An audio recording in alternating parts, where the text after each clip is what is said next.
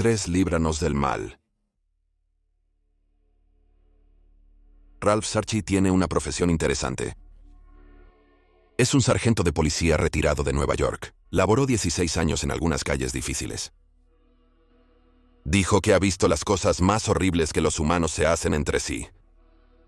Y sin embargo preferiría enfrentarse a 10 ladrones armados solo con sus manos que enfrentarse a demonios. El otro trabajo de Sarchie es realizar exorcismos como demonólogo. Sarchie mencionó que sus experiencias extrañas como policía lo guiaron hacia la demonología. Sarchie es un cristiano fiel, y dijo que su trabajo no se trata del diablo, se trata de Dios. Una inquietante investigación de Sarchie inició el 2 de noviembre de 1991. Sarchie fue a la casa de Dominic Villanova, en el condado de Westchester, al norte de la ciudad de Nueva York. Sarchie fue acompañado en los exorcismos por Joe Forrester.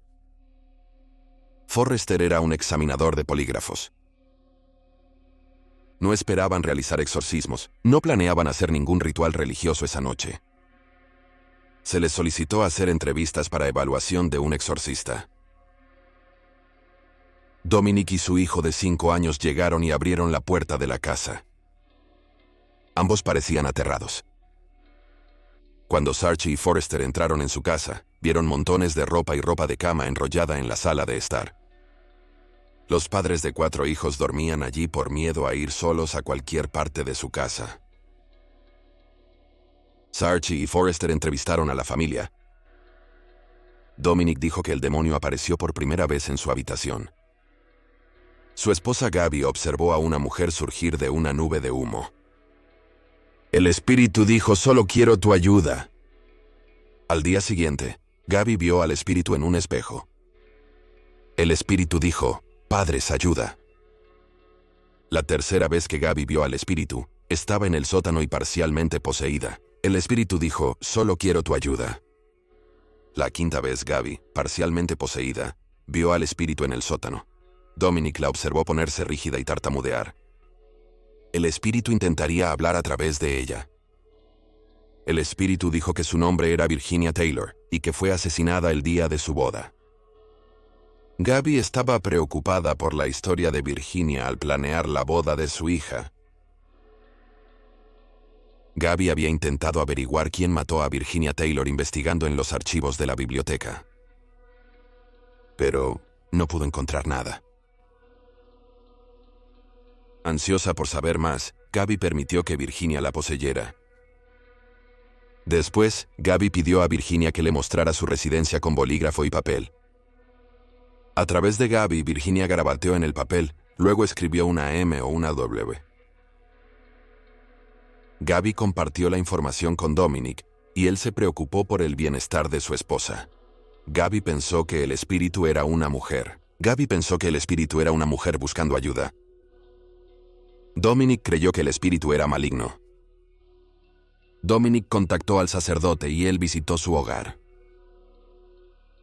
Una vez que el sacerdote se fue, el espíritu le dijo a Gaby: «Ya he lidiado con el sacerdote antes, y esta vez ganaré la batalla». Luego el espíritu dijo: «Los santos no deben venir». En este punto de la entrevista, Sarchie decidió recorrer la casa mientras Forrester continuaba hablando con la familia. Los investigadores creían que el demonio daba a Gaby una historia triste falsa para controlar su cuerpo. En la habitación que se decía era la de Virginia, Sarchie vio una bola de luz. Sarchie entró en el sótano y se sintió inquieto en el cuarto de almacenamiento. Como policía, era bueno manteniendo la calma, pero su corazón latía a 1000 y no podía quitar los ojos de las puertas dobles en el cuarto de almacenamiento. Luego sintió un dolor agudo en su cabeza. Sentía náuseas. Arrojó agua bendita a la puerta y corrió de regreso a la sala de estar. Forrester dio a Sarchie una nota que el espíritu pasó a Gaby la noche anterior. Decía: «El daño alcanzará a los de abajo. Cuidado con la noche». Cuando Sarchie estaba siendo atacado en el sótano, Forrester descubrió que la hija mayor de Gaby, Luciana, había estado sufriendo asaltos durante semanas. Gaby planeaba la boda de Luciana. Semanas antes, Luciana estaba leyendo en su habitación con un vaso de agua junto a su cama. De pronto el vaso voló hacia ella. Por suerte no le impactó en la cabeza. No quería dormir sola, por lo que durmió en la habitación de su hermana. La cama de su hermana comenzó a temblar en su habitación. Luciana empezó a sufrir arañazos diarios. Usualmente los arañazos se van en minutos. Pero una noche, se despertó con el número 666 grabado en su brazo. Gaby preguntó al espíritu si había otros espíritus en la casa. El espíritu dijo que había dos, uno que era bueno y otro que era malo. Poco después, Gaby vio el fantasma de su padre fallecido, y él le dijo a Gaby que Virginia era una señora agradable. Los investigadores creyeron que su padre era agradable, pensaron que el espíritu de su padre realmente era un demonio que se transformaría en el espíritu de Virginia y el padre de Gaby para ganar su confianza. Después de este avistamiento, los ataques a Luciana empeoraron. Fue golpeada, pateada, arrastrada por el suelo, mordida y tirada por el cabello. Entonces, los Villanovas decidieron dormir juntos en la sala. Pero ninguno podía dormir debido a que sus muebles volaban por la habitación. Los libros volaban de la estantería con tanta fuerza que abollaban las paredes. El televisor y la radio se encendían por sí solos. Escuchaban gemidos y gruñidos provenientes del sótano. Aparecerían mensajes perturbadores en el espejo del baño, como «ayuda». Forrester preguntó si alguien en la familia usó una tabla Ouija. Las hermanas de Luciana confirmaron que lo hicieron. Tras jugar con la tabla Ouija, Luciana fue atacada frente a su familia e investigadores antes de hacer la pregunta. Ella gritó y apareció un rasguño rojo en su mejilla. Luego algo invisible le jaló el cabello y sacudió visiblemente su cabeza. De repente, empezó a temblar y dijo, «Santos, váyanse». El sargento Forrester rezó y liberó temporalmente al demonio. Un sacerdote fue convocado para pernoctar con la familia. Saarchi y Forrester se retiraron al llegar el sacerdote, sintiendo que la familia estaba bien cuidada. El sacerdote estaba intentando obtener permiso del obispo para realizar un exorcismo, pero la solicitud fue denegada. Pasaron los meses, y los Villanovas volvieron a llamar a Saarchi y Forrester. Los ataques continuaban. Saarchi y Forrester regresaron a su casa con agua bendita, sal, incienso y una cruz. Ellos mismos realizaron un exorcismo. Oraron y quemaron tanto incienso que parecía que la casa estaba en llamas. Finalmente la casa se calmó y el demonio se fue. Eso es solo uno de los cientos de exorcismos que Saarchi ha realizado. En 2001 Saarchi publicó un libro llamado Cuidado con la noche. Relata la historia de Saarchi y Forrester, incluyendo algunos de sus exorcismos realizados. En 2014 se lanzó la película Líbranos del Mal, protagonizada por Eric Bana como Saarchi. Se basa en la doble vida de Ralph Saarchi, como sargento de policía y buscador de demonios, y tiene algunos detalles de Cuidado con la noche. Saarchi trabajó como asesor en la película. 2. El exorcista. En 1971 William Peter Blatty lanzó su clásica novela de terror, El exorcista. Se vendieron más de 13 millones de copias en los Estados Unidos. Blatty adaptó la novela a un guión. La infame película homónima se estrenó en 1973. Es uno de los filmes de terror más lucrativos jamás realizados. Fue la primera cinta de terror nominada a Mejor Película en los premios de la Academia. La historia se centra en Regan, una niña de 12 años que se ve poseída. El libro y la película están basados en las experiencias reales de Ronald Edwin Hunkler. En 1949 Ronald tenía casi 14 años y vivía en Cottage City, Maryland. Vivía con su familia en una casa colonial de ladrillo, rodeada de gigantes árboles. Vivía con sus padres, quienes desconocían el horror que había experimentado. Ronald estaba muy unido a su tía Tilly. Vivía en St. Louis, Missouri, pero frecuentemente visitaba a Ronald. En una visita ella le mostró a Ronald una tabla Ouija. La tía Tilly era una espiritista que se conectaba con espíritus mediante tablas Ouija y sesiones espiritistas. Ronald comenzó a usar la tabla Ouija en su casa solo. En enero de 1949, la familia de Ronald comenzó a escuchar extraños sonidos de rasguños en las paredes y los pisos. Sonaba como garras raspando madera. Los sonidos empezarían a las 7 p.m. y seguirían hasta la medianoche. La tía Tilly murió 11 días después del inicio de los rasguños. La familia empezó a oír pasos. La mamá de Ronald pensó que era la tía Tilly. Pronto, empezaron a ocurrir cosas más misteriosas. Una vez, cuando Ronald entró en la habitación, una Biblia voló desde la estantería y aterrizó a sus pies. Una percha voló del armario y cruzó la habitación por sí sola. La mesa de la cocina se volcó por sí sola. Un día, Ronald y su familia estaban sentados en la sala cuando la silla en la que Ronald estaba sentado se detuvo. La silla levitó, volteándose y lanzando a Ronald al suelo. Inicialmente los padres de Ronald creyeron que él bromeaba. Pero Ronald juró que él no estaba haciendo nada. Semanas después los muebles aún volaban por doquier. Finalmente los padres de Ronald lo llevaron a un médico, un psicólogo y un psiquiatra, pero médicamente no tenía nada malo.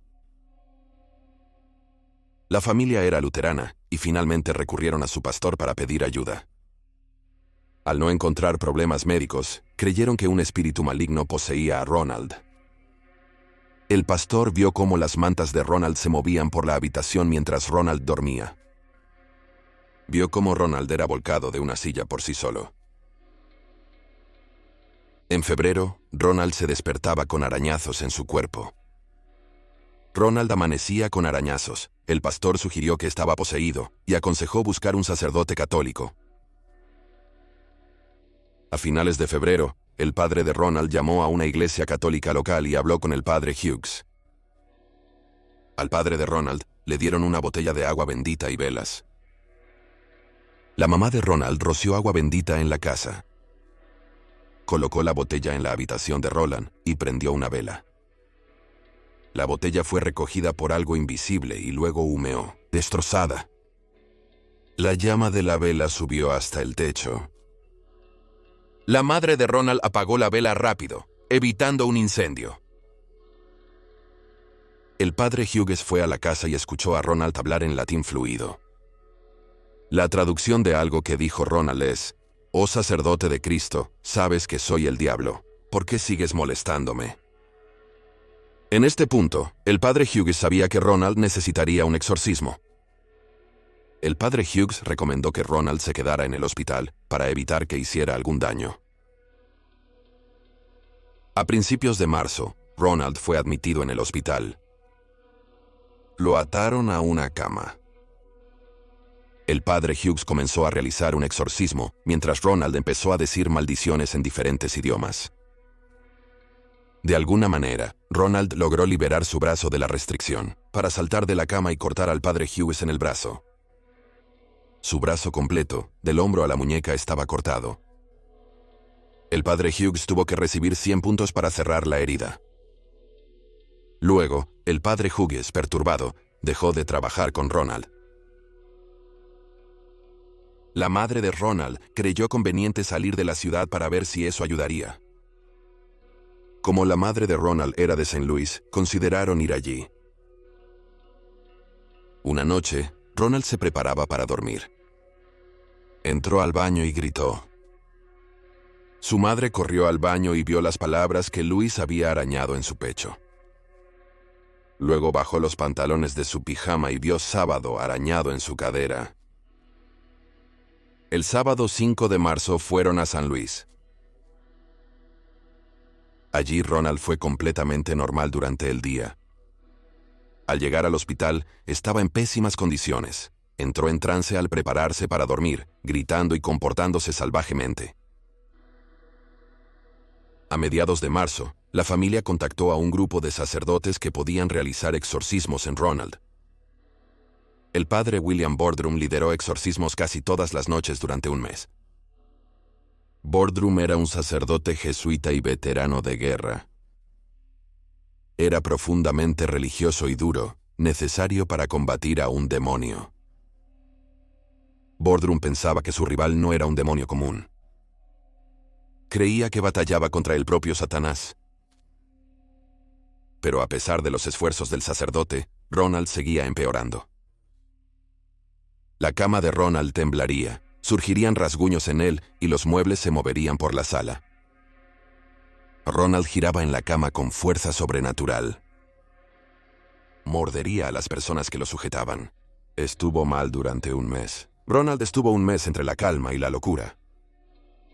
Ronald hablaba latín y orinaba en la cama. Como resultado, su cama olía terrible. Ronald sentía un dolor agudo, como si sus entrañas ardieran. Gritó obscenidades al sacerdote. Una vez exclamó: «¡Al infierno, sucios desgraciados!». Al día siguiente, Ronald recordaría lo que sucedió la noche anterior. El sacerdote preguntó a los padres de Ronald si podían convertirlo al catolicismo para ayudar en su lucha contra la posesión demoníaca de Ronald. Comenzaron a instruir a Ronald sobre la Iglesia Católica. Ronald fue bautizado el 1 de abril. Al día siguiente, Ronald recibió su comunión. El sacerdote siguió haciendo exorcismos regularmente. Mientras lo hacía, Ronald empezó a actuar más como católico. Se volvía cada vez más como él mismo. El 18 de abril fue el día después del domingo de Pascua. Parecía que sus exorcismos finalmente habían funcionado. Ronald y su familia regresaron a casa a College City, unos días después. Ronald siguió llevando una vida normal. Su identidad como la persona que inspiró al exorcista se mantuvo en secreto durante décadas. Trabajó como ingeniero en la NASA y ayudó con las misiones Apolo en la década de 1960. Creó tecnología para que los paneles del transbordador pudieran manejar un calor intenso. Se retiró en 2001. Ronald Hunkler murió en 2020 en Marriottsville, Maryland, a la edad de 85 años. Durante décadas, el joven que experimentó el exorcismo fue conocido como Roland Doe o Robbie Mannheim. En 1949, una versión incorrecta de la historia del exorcismo de Ronald llegó a los medios. Una persona que revisó las cuentas del periódico fue William Peter Blatty. Para su popular libro y película, Blatty se inspiró en la historia de Ronald y otros exorcismos.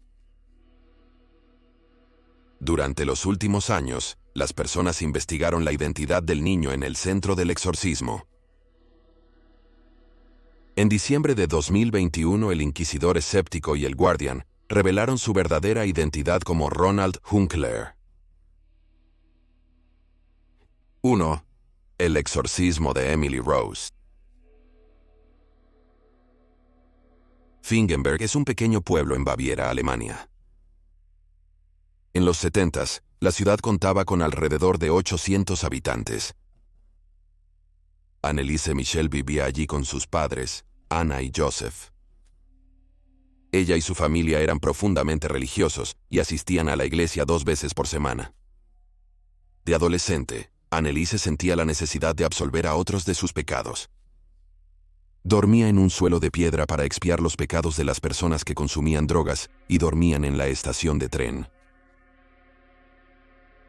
Cuando tenía 22 años, Anneliese fue a la Universidad de Würzburg en Baviera. Estudió teología y educación. Era agradable, tímida y decoraba su habitación con símbolos y cuadros religiosos. Oraba todas las noches. Pero pronto sus oraciones se convirtieron en voces de demonios, diciéndole que se pudriría en el infierno.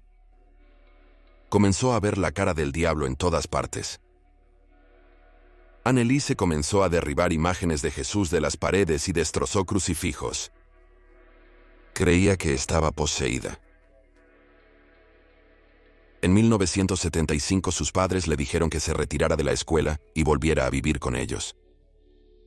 Cuando volvía a casa se arrancaba la ropa y orinaba en el suelo. Luego lamería la orina del suelo. Atacaría a su familia. Gritaría durante horas. Dejó de comer porque dijo que los demonios le prohibían comer. En cambio, masticaba arañas, moscas o carbón. Una vez mordió la cabeza de un pájaro muerto.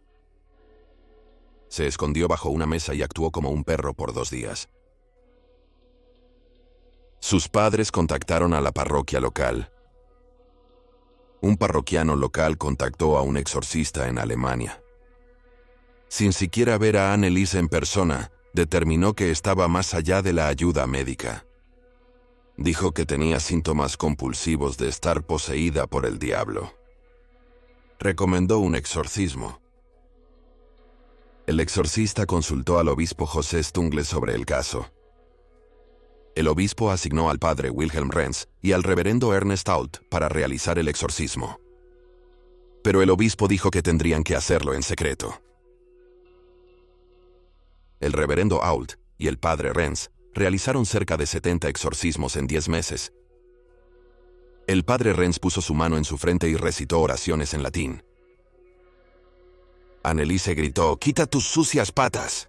¿Qué quieres? Puedes rezar siempre que quieras. Nadie te escuchará».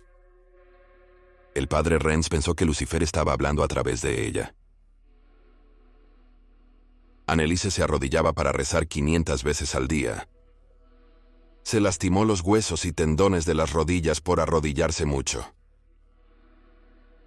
El padre Renz grabó en audio 43 de los exorcismos porque pensaba que era muy raro capturar la voz de Satanás. El padre Renz pensó que Anneliese estaba poseída por 6 demonios. Estos 6 demonios se identificaron como Adolf Hitler, Lucifer, Judas Iscariote, Caín y Nerón. Dijo que Anneliese hablaría con voces distorsionadas y en idiomas extranjeros. Ella convulsionaría fuertemente. En un exorcismo el 30 de junio de 1976, Anneliese saltó del sofá corriendo hacia una pared. Sus padres prontamente colocaron una almohada en la pared para suavizar el golpe. Después de golpear la pared, Anneliese cayó de nuevo en el sofá y dijo: «Oh Dios, eso fue una lucha hoy», y se quedó dormida de inmediato. Al día siguiente, Anneliese Michel, de 23 años, estaba muerta. Los padres de Anneliese solicitaron a un médico un certificado de defunción para su sepelio. El médico se negó e instead llamó a la policía. La policía halló el cuerpo de Anneliese sin vida en la casa paterna. Tras la muerte de Anneliese, el padre Renz afirmó que fue inusual. No pudo exorcizar a los demonios hasta su muerte. Dijo que eso demostraba el poder de Satanás. La madre de Anneliese pensó que el diablo la había matado y su alma fue al cielo. Una autopsia reveló que Anneliese murió de inanición, deshidratación y colapso cardiovascular, lo que significa una falta de flujo sanguíneo a los órganos. Resultó que Anneliese no había comido ni bebido durante semanas. Solo pesaba 68 libras cuando murió. Resultó que cuando era adolescente, Anneliese se desmayó en la escuela y comenzó a caminar en trance. Su cuerpo temblaba incontrolablemente. Anneliese vio a un médico y le diagnosticaron epilepsia del lóbulo temporal. El trastorno puede causar convulsiones, miedo repentino y alucinaciones. También se deprimió. Anneliese también fue diagnosticada con trastorno de personalidad hiperreligiosa, que es cuando alguien se obsesiona con las creencias religiosas. También sufrió de anorexia. Anneliese tomó medicación y fue a terapia, y respondió bien a los tratamientos. pero había dejado sus tratamientos durante los exorcismos. Los padres de Anneliese, Anna de 57 años, y Joseph de 61 años, junto con el reverendo Ernest Holt de 40 años, y el padre Wilhelm Renz, de 67 años, fueron acusados de homicidio por negligencia, por no proporcionar asistencia médica a Anneliese. El juicio inició en marzo de 1978. Los médicos testificaron que Anneliese podría haber sobrevivido si hubiera recibido tratamiento médico solo una semana antes de morir. Los médicos también dijeron que no estaba poseída, sino que sufría de epilepsia y una estricta educación religiosa. En abril de 1978 todos resultaron culpables. Todos recibieron sentencias suspendidas de 6 meses. La historia de Anneliese Michel inspiró la película de 2005 El exorcismo de Emily Rose. Cerca del lanzamiento, un reportero conversó con Anna, de 80 años, aún residente en Klingenberg. Su marido, Joseph, falleció hace 6 años. Anna dijo que no quería ver la película. Todavía creía que el exorcismo de su hija estaba justificado. Muchas gracias por ver este video. Esperamos que lo hayas encontrado interesante. Si te gustó, suscríbete. Habrá un video semanal sobre lo paranormal. Si recién descubres este canal, visita también nuestro otro canal Criminally Listed. Contamos con más de 325 videos de historias de crímenes inusuales y reales. Puedes encontrarlo en youtube.com/criminallylisted. También tenemos un podcast sobre casos sin resolver que finalmente se resolvieron llamado Criminally Listed Presents into the Killing. Está disponible en Stitcher, Spotify, Amazon Music y donde suelen encontrarse buenos podcasts. Pero eso es todo por hoy. Gracias de nuevo por mirar.